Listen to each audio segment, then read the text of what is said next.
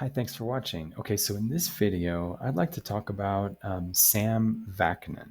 Okay, so as a person myself who has been diagnosed with NPD, and believe me, I'm always embarrassed about it. I really don't like to talk about in public that, but it is something true about me. And I've thought a lot about the disorder, and I consider it a bit more of a condition than a disorder. But I've thought a lot about it, and obviously, one of the major influencers in the world of personality disorders is Sam Vaknin, and he apparently has been diagnosed with NPD, and I think it's been suggested that he's also on the spectrum of psychopathy, which is not surprising because anybody who's in cluster B is probably going to have some potentially either some borderline or some antisocial characteristics. That shouldn't even be a surprise, to be quite honest. um, I'm not saying that every cluster B person is antisocial, but I think if you're narcissistic, potentially you could have either borderline or antisocial characteristics, or both, or even histrionic. So it's normal for someone in the cluster B to have, a little bit of different disorders or conditions, whatever. That's because they're all kind of a family, of conditions. But I'd like to talk about sort of my impression of Sam Vaknin because number one, he's very smart. Okay, and let's just be honest. You can argue about whether he has legitimate credentials. You can argue about how legitimate is his claim to be a professor. How legitimate are his academic credentials, but I'll bet you there are lots of credentialed psychologists who are not nearly as intelligent as Sam Vaknin. So even if there's some truth that maybe he does have, let's say, kind of like fake diplomas, or not the most legitimate academic credentials, I think we at least have to respect that there's a lot of PhD psychologists who are not as smart as he is. Okay, but smart is not everything, and obviously there's more to talk about than just how smart the guy is. And so what I'd like to talk about is basically, what do I think of Sam Vaknin's perspective on NPD as a condition? Okay, and I'll just come right out and say, there's a lot that I agree with, but there's also some things that I disagree with. But I think the disagreement is more a question of almost like a different type of spirituality, right? And I think beyond the personality, beyond even the personality disorder or the personality condition that each person has, I think we're not all the same. Okay, so I do think that in the world there's different sort of spiritual personalities, right? I think some people are more humanistic, humanistic. Some people are more kind of like abstract from humanity, and they're sort of almost like beings as opposed to being humans. And I kind of tend to look at Sam Vaknin as being more human. He's more humanistic. I think for him, the bedrock of the identity of a person is the personality. He doesn't really talk a lot about what's below the personality. Okay, so I would say that for him, the foundations of a person's existence is basically, or I guess their essence. I guess for Sam Vaknin, the foundations of a person's essence are in the personality, and that's the ground level. And there's really no point in going below that.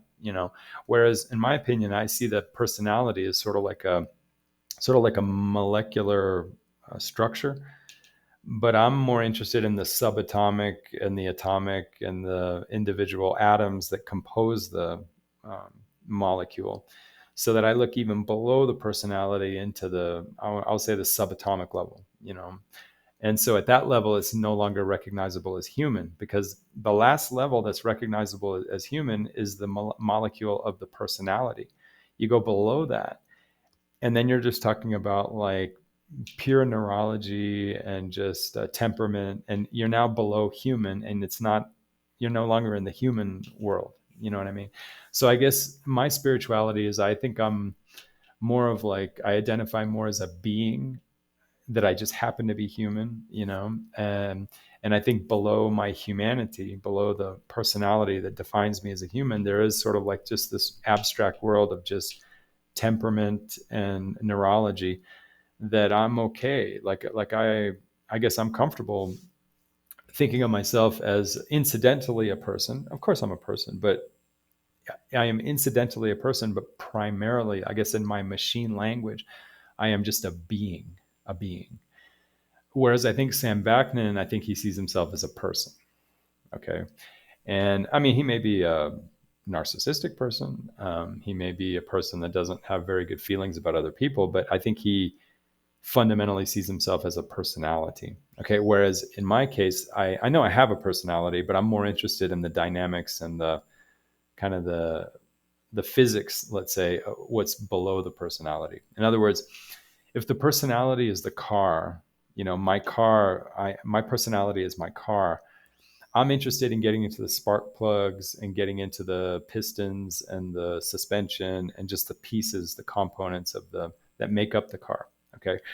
But if you identify with a car and you just look at the whole design of the car, and then you see on another table, someone just shows you a bunch of screws and a bunch of, a bunch of like car parts. Those car parts are not really a car. You know what I mean? And so I think I identify more with the car parts, like the actual mechanics. And if you really break a car down, you'll just have like springs and pieces of metal and whatever. It's like that's not a car. But that's how I think. That's kind of how I identify. I identify more with like the elements, the basic mechanical elements, the physics underneath the actual whole personality. So I'm more identified with kind of like, I don't know. I would say the physics below, like the physics below the actual personality. Whereas I think Sam Vaknin, he kind of just is satisfied, and maybe that's just kind of a personality thing. I mean, or like a spiritual thing. I think he's enough to just stop at the ground level. The personality is the personality, and so I think that's going to change how we account for the narcissism and how we, I guess, where we locate our perspective on the condition of narcissism. Okay, now like Sam Vaknin, I do admit that personalities are real. I mean, we do have personalities, and I do agree that personalities are essentially permanent. Okay, essentially. Now, I guess because I focus more on like the auto parts below the actual full, you know, let's say the car of the personality. I'm more interested in like the springs and the pistons and the spark plugs and the whatever. So since I'm a little more focused on that, I think I don't feel so bound by my personality. Okay, I realize my personality is fairly, not going to change a lot, but because I focus more on like the dynamics underneath the personality, at least I feel like I think in a way I might have available like a little more flexibility to not get, I would say, not get too defined or typecast by the personality, where I may have the personality, but it's not like a big baggage for me because I still feel like, well, even though I'm aware that my personality is not going to change a lot, I still feel like I have, I don't know, like I'm not confined by my own belief in my own personality. So it gives me maybe a little bit of flexibility, and that doesn't mean that I'm in denial of the force of the personality. Like I understand personalities are very rigid, and they are very, essentially they don't really change, but I still think that because I'm not so caught up in believing in the personality as like this final bedrock of my existence, I think it allows me maybe a little more flexibility and a different kind of spirituality. So in a sense, I think we can almost make more of our personality and more of even the limitations of our personality if we don't just live within the belief in those limitations. And if we can actually kind of explore the actual auto parts, the inhuman auto parts underneath the totality of the car, which are actually maybe the secret, maybe to having a little more agility with our personality so we can make more of it. And also maybe not buy in so much to the orthodoxies about what makes a good personality. Okay. See, I don't operate under I don't have any burden of this orthodoxy that how emotional you are has something to do with how much you care about things. Like Like I never have to worry about feeling like I don't care about things because I'm not so emotional, right? Because I'm not bound and I'm not burdened by that orthodoxy that comes out of psychology, that if you don't have feelings for people, a certain kind of empathy, that suddenly you don't care and you don't have understanding. Well, I don't, I don't feel that way. You know, that's maybe how other people feel. That may be prevailing, maybe a majority view. But I think I can have my own kind of empathy. And, you know, I don't even need the word empathy. I'm happy with the word understanding. You know, I can still care and have understanding, but it may not be as emotional as, let's say, most people. But I'm not worried about that, because what's most important to me is that I care in whatever way that I care. I may be less emotional, but I still care. And I may not exactly feel what other people feel, but I try to understand. Okay. And I think that I know that people say that, well, that's what psychopaths do. They perfectly well understand what other people are feeling. They just don't share the feeling. Okay. But I'm not burdened by that, because to me, that may be somewhat true. But that also might be a little bit of an orthodox idea. Okay. And it may be that there's more missing in a psychopath than just the fact that they don't feel. Okay. It may be that they just don't care that much. Okay. Whereas I do have caring, it just may not be emotional caring. Right. I may not have like overtly emotional, passionate caring, but I still care. Okay. So I'm just happy that I care. And I'm not so worried about what the orthodoxies and the kind of the standard assessments of different personality types. I'm not going to worry about that, because I'm more interested in the auto parts. And I don't believe so much in the categories, you know? So I do think that I'm glad that I found that I do care, and I've always cared. I guess maybe that's the gift, you know. In my lifetime, I haven't gotten so cynical that I just don't give a shit. Okay, I haven't gotten to that bad part. I may not have empathy, like the standard empathy, but I do care and I do give a shit.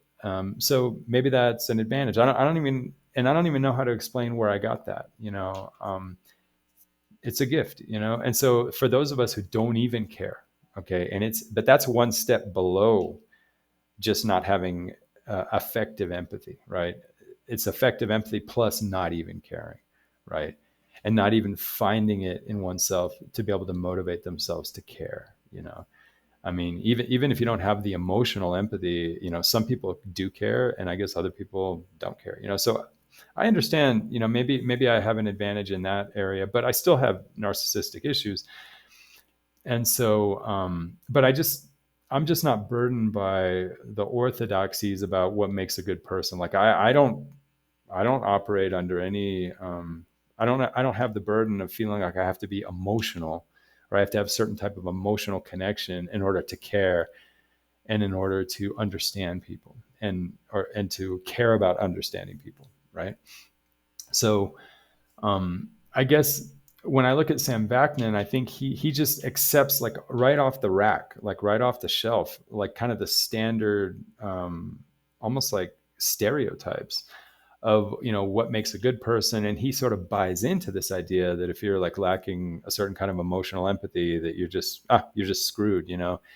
And I think, I don't know, like, I don't know. I feel bad for him, I guess, because I think sometimes you do better in life by forgetting all the standard categories, right? Even though they may be true, there's truth in everything. There's truth in all the psychological categories, but sometimes it's healthy just to wipe the slate clean, okay? Because there can be a lot of political baggage in the psychological categories, okay? There may be an agenda in psychology, which is a very pro-emotional agenda, okay? And it may be the world politics, right? Where we have different tribes of people in the world. And maybe psychology sort of represents the tribes of people in the world who their sense of the human being is a very emotional creature, right? Whereas maybe there are other tribes in the world who see the human being as more individualistic and less sentimental, right? And it may be that in the history of psychology, sentimental people are more responsible for developing psychology, and people who are less sentimental are really in another camp, and they're not really favored by psychology, right? So if we're not careful, what we're going to do is we're going to put all the people that are not sentimental, and we're sort of going to say, well, these are all sort of like basically kind of like psychopathic people, right? And you're going to sort of pathologize people for not having a lot of sentimental qualities, right? But and it's true, a psychopath is not a sentimental person, but there may be more in addition to this just not being sentimental that causes them to be psychopathic. They may also get to a point where they're so callous that they don't even care, on top of being not being sentimental. So the bottom line is, I think there's a lot of distortion in the way that we understand personalities based on, I think, the political baggage that goes into how these categories are developed. Okay. And I'm afraid that because Sam Vaknin just takes off the shelf, sort of like accepts sort of like kind of the basic stereotypes of the personalities. Okay. I think he's already kind of implicitly buying into the fact that if you lack sentimental empathy, that you just lack empathy and whatever. It's like, that's not the end of the story. There's still, we still have to account for people who are not sentimental, but they do care. Okay. Versus people who are not sentimental and also don't care. Okay. And that may be an area, but you see, you have to get outside of the, standard categories, and you have to kind of like wash yourself of these orthodoxies to sort of, take a fresh look. And to do that, I think you have to let go of the beautiful cars, and sort of welcome yourself into the world of screws and auto parts and, springs and pistons and, spark plugs and stuff like that. And I think Sam Vaknin is sort of at the level of the cars, kind of the level of the personalities, as they are sort of like whole personalities. And I think he sort of buys into sort of psychology's sort of, their zodiac of how they define different personalities and what makes a person good or bad. So anyway, that's my impression. Sorry about the neighbor's dogs there. Anyway, but but at the same time, I think that maybe the reason why I have that affinity for, let's say, seeing people more in terms of like the auto parts as opposed to the whole personality, that may be because I am maybe I don't know, maybe I belong to a different like race of people in a way. I don't mean like a standard race of people. I'm just saying I may be more spiritually inclined towards not really taking too seriously the personality as the ground level of people, right? I may have a much more individualistic spirituality, where for me, people are more like beings who happen to have personalities, right? And that may just be something about, like, I belong to that, like, say, tribe or type of people. It might be like a more meta personality type, where I have that kind of spirituality, right? And I think when I look at other influencers in the world of narcissism, like, I've seen like the nameless narcissist and the spirit narc. There's a lot of influencers in the world of narcissism and personality disorders.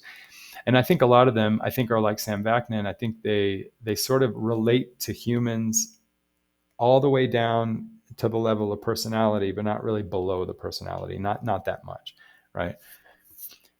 And so I think I would call that humanism. That's humanism, where the ground level of the definition of our being is really our personality as people. And below that, the physics and the auto parts and the spark plugs and the springs, below that is just kind of inhumanity. And it's sort of like, it doesn't seem relevant.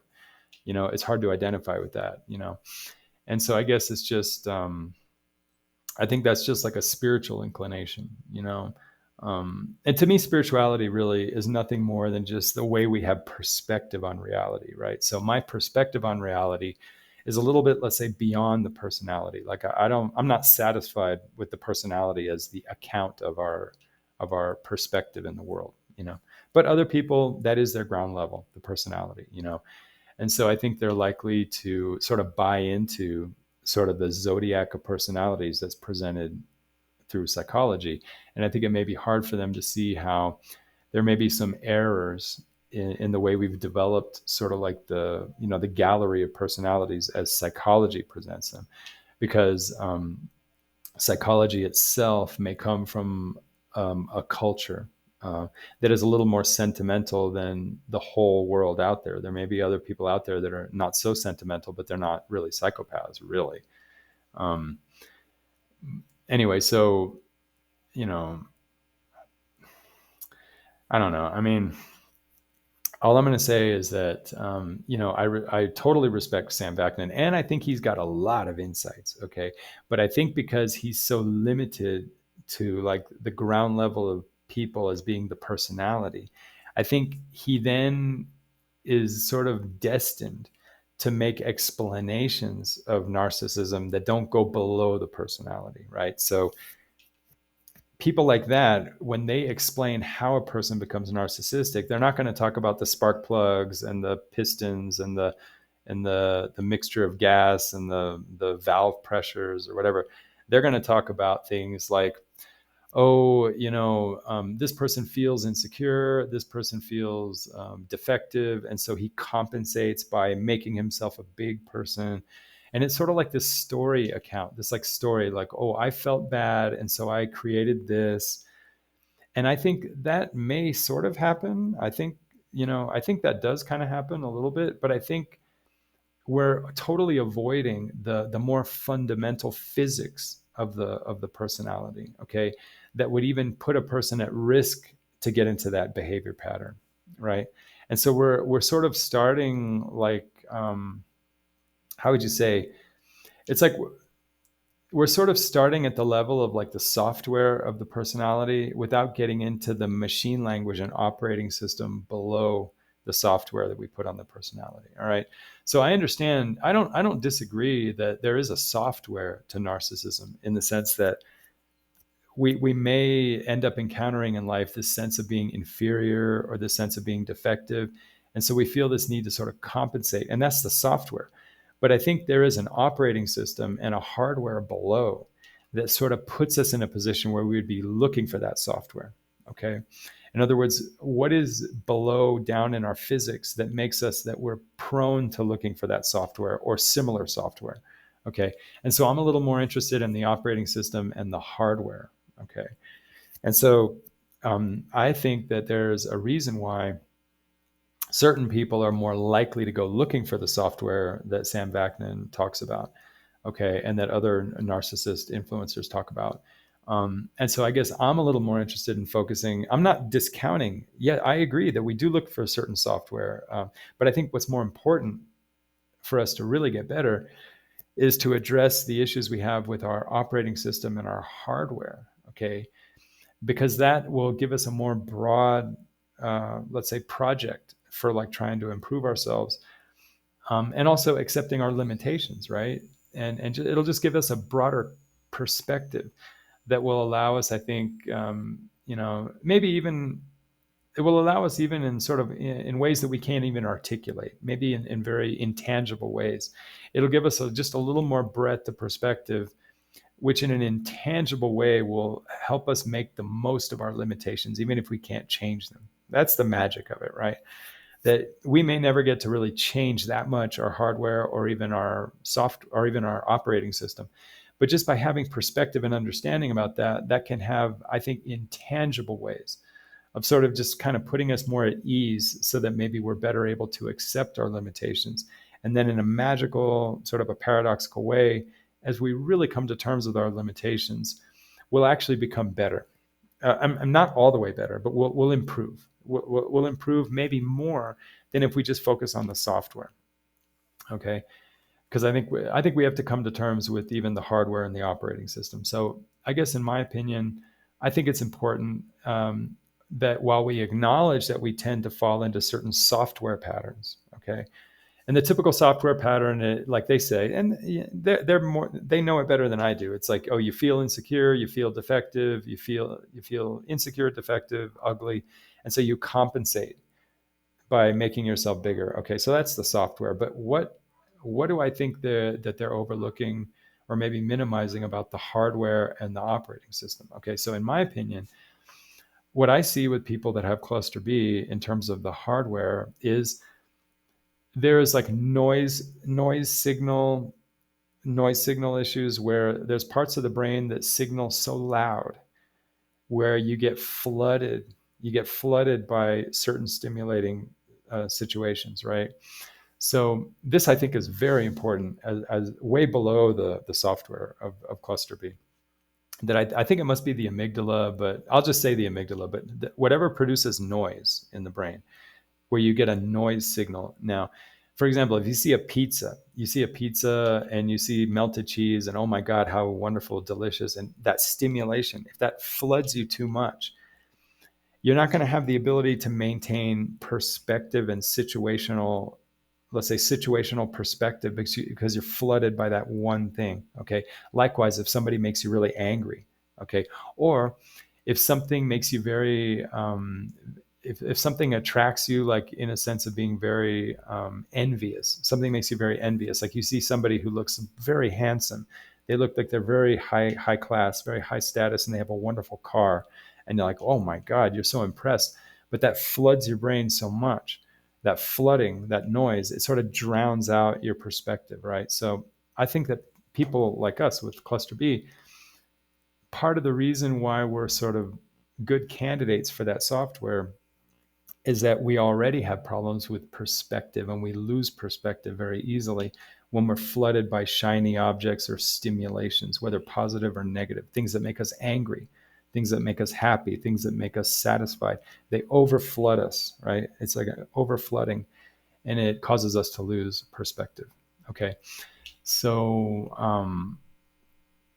for whatever reason, I think we need to look more at that. Okay.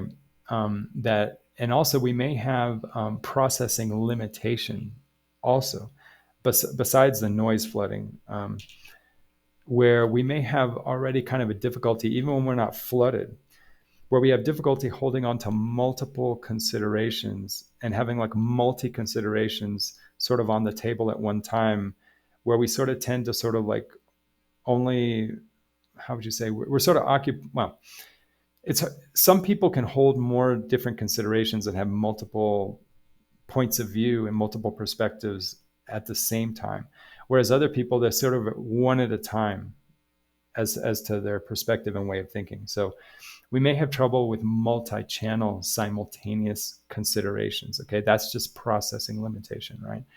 Combined with the fact that we also get noise flooded, and that also reduces our perspective. So these are kind of basic neurological things, right? But what I'm thinking is that, and it's just an idea, but I think it's worth exploring, right? That maybe part of the reason why we arrive at the point for our software where we feel inferior, okay, and where we feel like we're defective, is maybe it's possible that on an evolutionary level, at some evolutionary level, people who have limitations in processing, okay, people who have overflooding of stimulation, right? We may deep down inside recognize those as characteristics of somebody who's not up to, like, say, the current level of evolution, right? So it'd be sort of like the equivalent of having like flat feet, or maybe having an ugly face. Maybe when you have like those kind of processing deficiencies, okay, we may, as humans, just kind of instinctively feel like that's kind of like kind of subhuman, kind of like below the standard for like our evolution, where we don't even talk about this. It may just be unspoken, that when a person has the ability to sort of like, say, tolerate frustration and sort of like hold different considerations, even though they might be irritating, and sort of be able to see the bigger picture, just naturally, not through training, but just to have the ability to have that extra processing where you can hold a lot of different perspectives and tolerate frustration and not get over flooded by stimulation. Okay. Not get over flooded because you see a beautiful woman, or you see pornography, or you see a naked person, like, oh, it floods your mind, or when someone pisses you off, makes you very angry. So it may be that those neurological deficiencies may cash out at the stomach level, where we instinctively feel that those are very kind of like defective or ugly. And that may be part of the reason why people with cluster B, they come into the picture feeling like there's something wrong with them. All right. And they feel bad about themselves, and they feel like they're ugly or defective. That may be part of it. And that may be why we fall into those softwares, those compensatory softwares, and also why we buy into those softwares. Okay. And why they consume us so much. So anyway, it's just, I just think that maybe Sam Vaknin is maybe a little bit too humanistic and too located too much in the personality, and he's not seeing the hardware and the operating system enough. Thanks.